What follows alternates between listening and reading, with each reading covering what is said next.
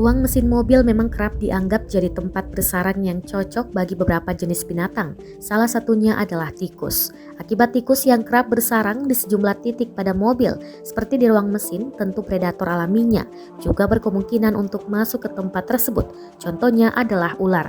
Binatang melata ini kerap jadi momok menakutkan bagi banyak orang, tidak terkecuali aparat kepolisian, seperti yang terlihat dalam unggahan video viral akun TikTok @georgegunhouse belum lama ini. Terlihat ular berukuran besar nongkrong di ruang mesin ketika aparat kepolisian dibantu sejumlah warga membuka perlahan kap mesin mobil. Sontak, petugas tersebut langsung mundur menghindar. Beruntung ular besar tersebut bisa segera diamankan. Menanggapi fenomena ular yang bersembunyi dalam mobil, dealer technical support Dev Head PT Toyota Astra Motor Didi Ahadi membenarkan bahwa ular dan binatang lainnya bisa mudah masuk lewat rongga di kolong mobil.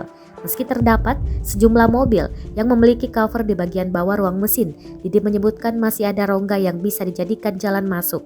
Maka dari itu, kunci utama mencegah binatang masuk mobil adalah dengan rutin membersihkannya. Sebab tikus yang sering jadi buruan ular menyukai tempat-tempat kotor dan lembab.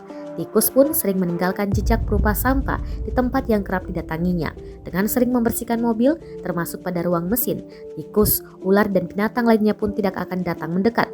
Sebagian orang pun berpendapat menaruh wewangian seperti kapur barus turut ampuh mencegah kedatangan binatang-binatang tersebut.